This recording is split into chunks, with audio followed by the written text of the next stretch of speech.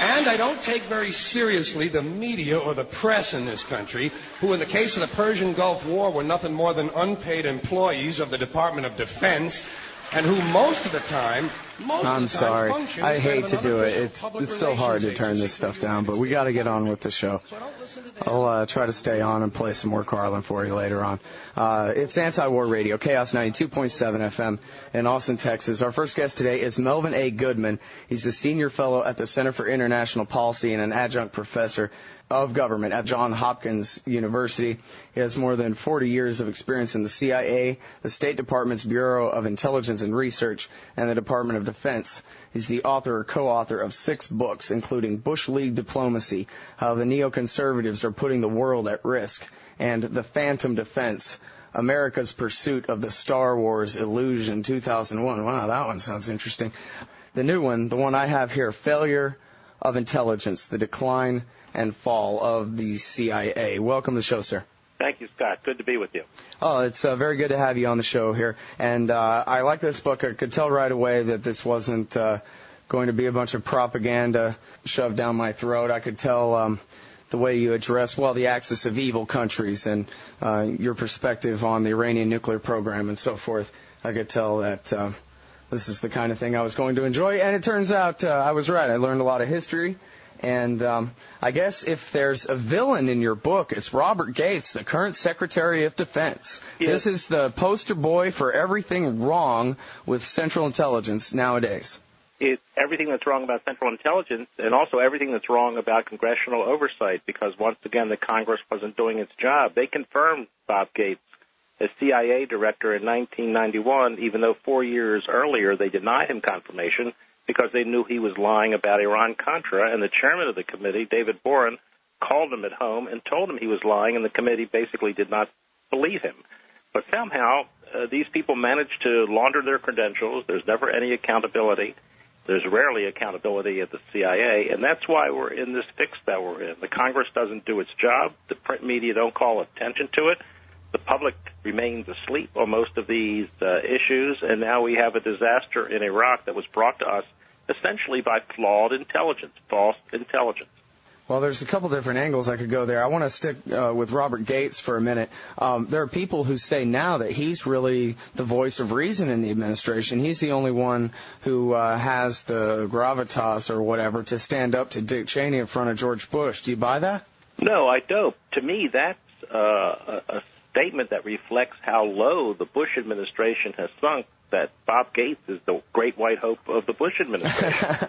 Because if you have a character as flawed as Bob Gates, who believes in the war in Iraq and who says we must win the war in Iraq and has now endorsed as many troops, or actually more troops than we had in Iraq than we went into the country 5 years ago in 2003, and who really hasn't made any changes in the acquisitions process in the Pentagon, which is totally flawed, then how in the world does this man become the best side of the Bush administration? The irony to me in all of this is that the reason why Donald Rumsfeld had to be booted out of his position in December of 2006 or November of 2006 was he had really lost fervor with regard to the war in Iraq. So they had to bring in a fresher face who believed in the war. This is the same thing Lyndon Johnson did after the Tet Offensive in Vietnam, because Robert McNamara realized the war could not be won, so they brought in Clark Clifford to engage the war. Of course, Clark Clifford was also turned when he saw the evidence. But again, Bob Gates in 2006 was brought in because Donald Rumsfeld had lost his enthusiasm for this war. So now we have a war that this administration believes you can win and wants to win. And we have a presidential candidate such as John McCain who also wants to win the war, a war that's already been lost, but that's another matter, and is prepared to stay there 100 years. So is Bob Gates from everything he has said. Mm-hmm. Well, and I think that's a very important point. You and I guess Robert Perry are the only people I've ever heard say that, besides myself, pointed out that it was Rumsfeld who was saying, now, look, wait a minute, maybe we need to think of this like a welfare program, and the more dependent on us they are, the less they're going to get their act together themselves, and maybe we really need to start withdrawing our forces. That was when they booted him, and he started to sound reasonable. Exactly. Donald Rumsfeld asked his high-ranking generals at the Pentagon, are we creating more terrorists, or are we capturing and killing more terrorists? And I think when the answer came back, it was obvious that we were creating more terrorists with our tactics in Iraq. So Rumsfeld knew this was a war that could never be won. And actually, having taught at the National War College and taught military doctrine to this group of military officers, that includes the current chairman of the National Intelligence Community and now the new Air Force Chief of Staff, we taught, and they understood, that this war has passed. It's what Clausewitz called the gravitational point of war. The war has been lost. You're saying that you taught Mike McConnell? Mike McConnell was a student of mine at the National War College in the 1990s. Norton Schwartz, the new Air Force Chief of Staff and head of the Transportation Command, was a student of mine at the National War College in the 1990s. And it's kind of interesting to see these people take over key positions who learn one thing and profess to learn some lessons about war and the constraints on military force, and now they're in the position because, frankly, because of civilians, not because of military leaders. Military leaders don't take us into war. Usually the wars that we select by choice, like Vietnam and Iraq, these are the classic situations that civilians take us into, what David Halberstam called in that wonderful book, The Best and the Brightest.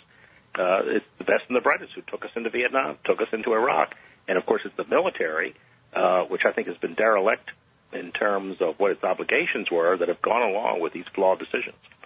Boy, and that really says something about the state of America's role in the world now, and the role of foreign policy in our domestic life, even, that the biggest fear of the Founding Fathers, a permanent standing army that would always have the incentive to find excuses for putting itself to work, is actually, hopefully, the restraining force on the power-mad crazies from the think tanks. Exactly, but it also brings to mind something that President Eisenhower said in 1961 in his farewell address, the warning about the military-industrial complex, which was essentially a civilian complex, not a uniform military complex.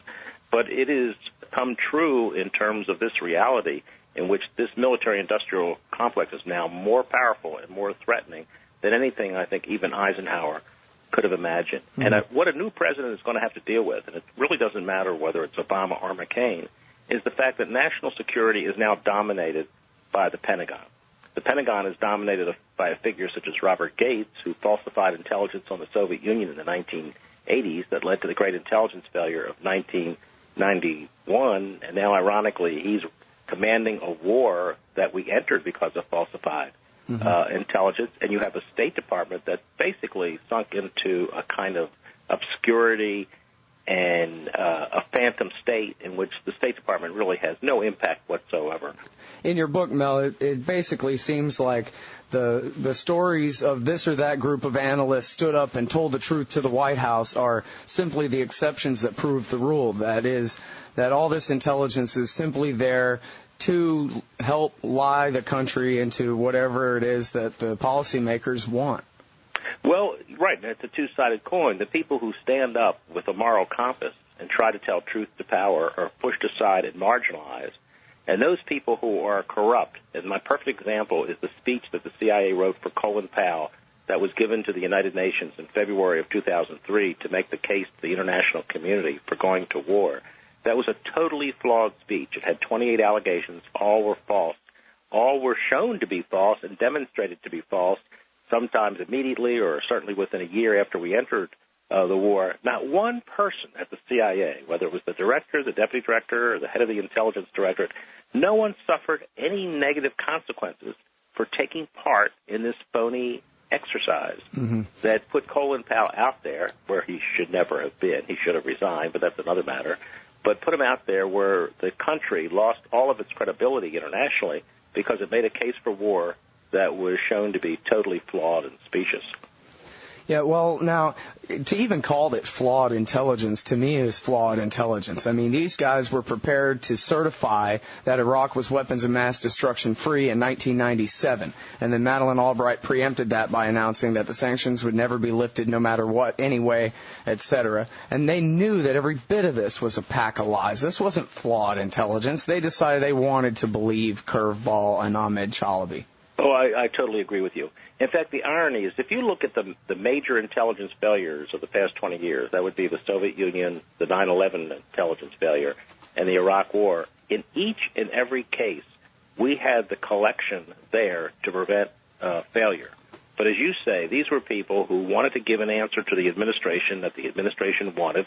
In the case of the Soviet Union, they wanted to be able to tell Ronald Reagan, yes, the Soviet Union, that bear is 10 feet tall.